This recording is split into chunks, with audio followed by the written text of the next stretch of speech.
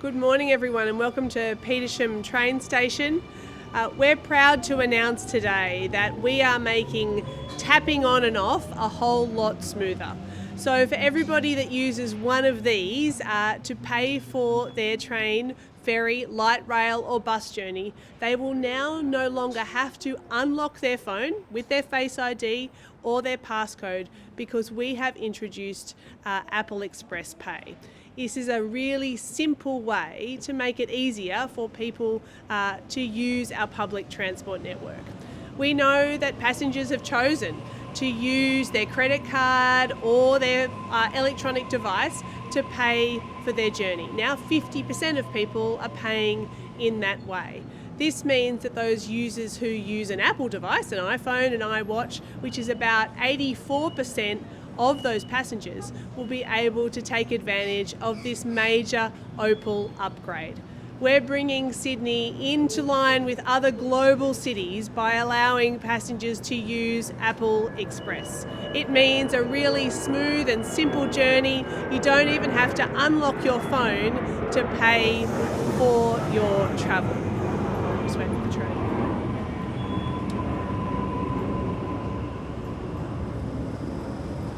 This major upgrade to Opal is converting the 25,000 Opal readers across our network so that you don't have to unlock your device to pay for your journey. It will also mean that we'll reduce crowding and waiting when we're getting on and off trains, ferries, light rail and buses. It's just one of the ways that we're trying to make it easier for passengers and to encourage more people to catch public transport.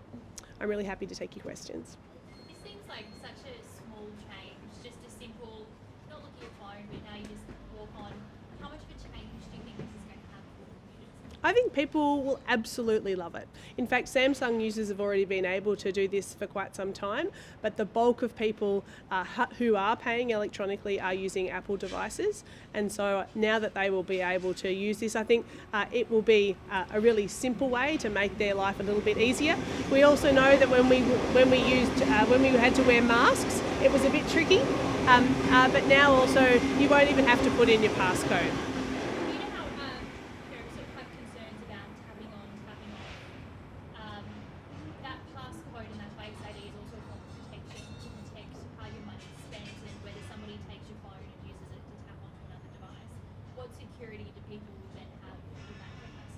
Look, I think it's really important that people have their own settings and awareness of their own security and privacy. I think maybe Kurt might be able to answer some of the technical questions for you. Thank you.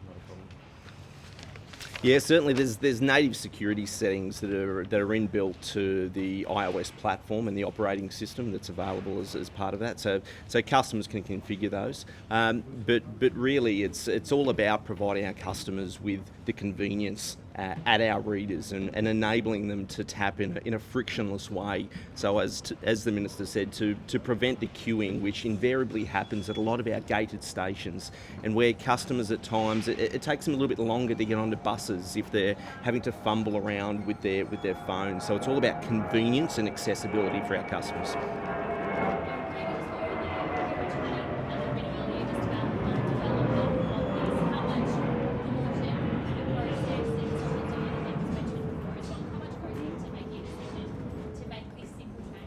Yes. So this change, whilst simple in nature, really it's come from the word of mouth of our customers. Our customers have desired this type of frictionless functionality. They've seen it and they've experienced it in other leading transport jurisdictions such as New York and London, and so customers have said to us that they want this. They're increasingly wanting the convenience of being able to use their own credit or debit card, and this just makes it that little bit easier. And can you just touch on as well the Samsung or Android sort of version of this tap and pay? How long ago was that introduced? How long has it been? Yeah, so Samsung introduced their own version of Express Transit. It's been in operation for at least 18 or so months, and so our customers have had the ability to use that during that time. But this now gives the majority of our customers that are using digital wallets that same convenience. So, just confirming, Samsung customers have already been able to do just the tap without having to... If they're using Samsung Pay as a digital wallet, that's right. Yeah, and that's for 18 months. Yeah, yes, problem. Just on another note, school holidays end this week, and I believe bus services have been slashed because you don't have enough drivers. Can you explain the situation and what will impact that?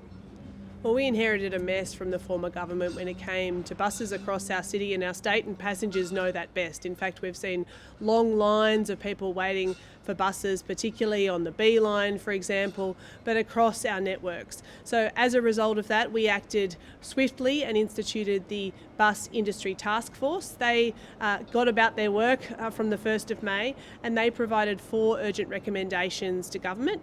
One of them was to introduce dynamic timetable. The fact is that when we came to government, there were 500 bus driver vacancies across Greater Sydney. We have reduced that down to 370, but there are still significant vacancies across the area. It is a better situation now, so for the bus operators to be able to fulfill the timetable rather than have passengers waiting for a bus that is just never going to turn up because there is no bus driver to drive it. So this is a temporary measure. It is one of 4 urgent recommendations that was provided. So it is called dynamic timetabling. That's a great name and a great jingo, but what does it actually mean? What it means is that we've set in place a different type of timetable. Does that mean more or less buses?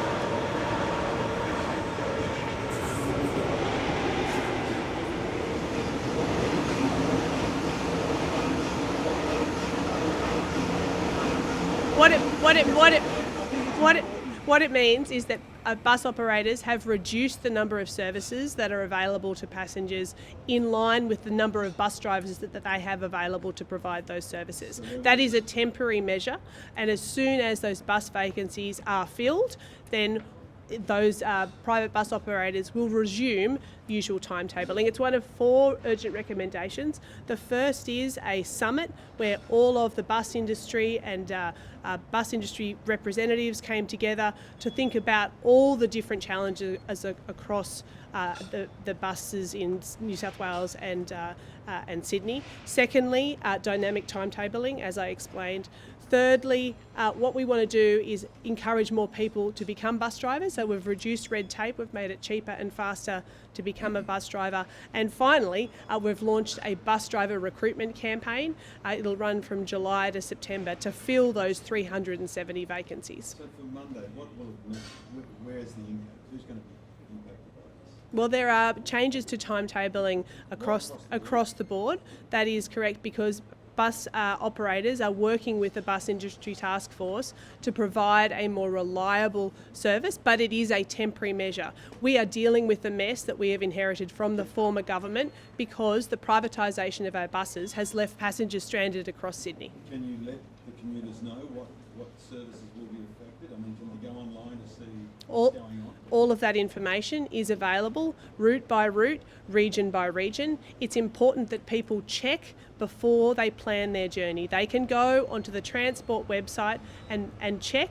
We know that there are disruptions to services because we are dealing with a system that wasn't passenger focused and that wasn't meeting the needs of people not only on buses but on trains, ferries and light rail as well. On another note, you can blame the previous government on this as well, but Herrering is due to be closed at 25. Do you think that we will need to keep it going, to keep the lights on? Well, the Premier has said that we don't want to keep Herrering open for a day longer than we have to, but we also want to ensure that we have a reliable energy supply for families and businesses across New South Wales. We've introduced a health check on our energy supply, and government will receive that in August this year, but the government's position has not changed. You spent power on a belief that renewables was the way to go. Do you expect backlash on this if you do keep the power station open, power station? I think people across New South Wales and our country want to see action on climate change, and they want to see a transition to renewable energy. In fact, that's what they're doing in their homes and businesses right now. In fact, people and businesses have been leading. What's unfortunate is that the former Liberal government in Canberra failed to heed that message, and for too long our country stood still. I'm pleased, however, that the transition in New South Wales is happening, and the Minns government is acting to make sure that we have a secure supply, but also that we transition as quickly as we can. But it may cost the government a fortune because we don't own that power station. The government's position hasn't changed. We want to make sure we keep the lights on. We'll be receiving the health check in August, and we'll have more to say at that point.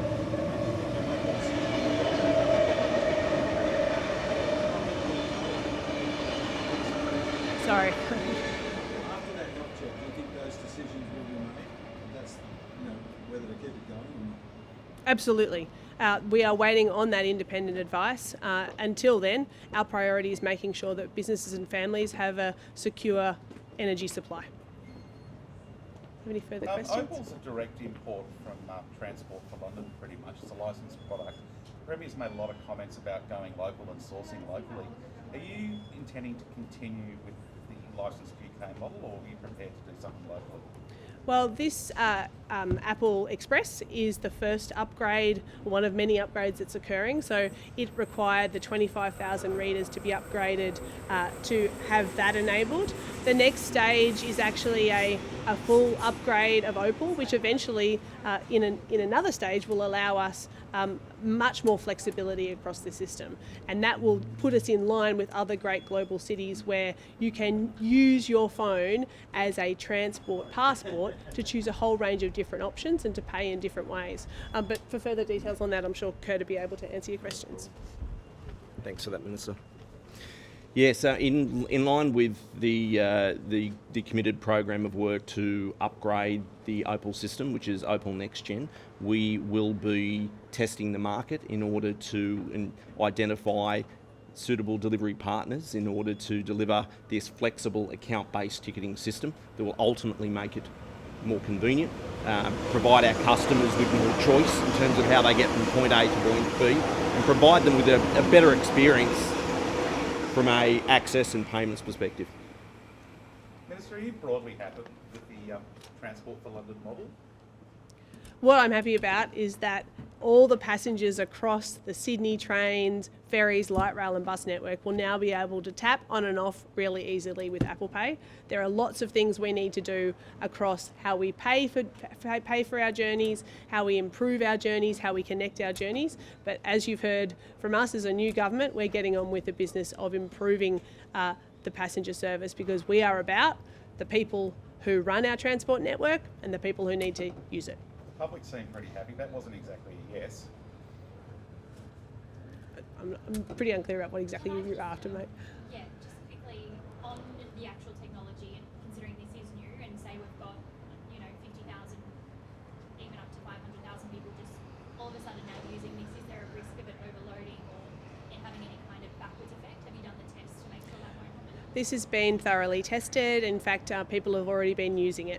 And it's working really well. I think people have been pleasantly surprised when sometimes they've accidentally found out that it's working for them. It's also an advantage in that you'll be able to select the credit card that you are using consistently, so that you will continue to receive the discounts and payment options under the Opal system, like the daily and weekly caps.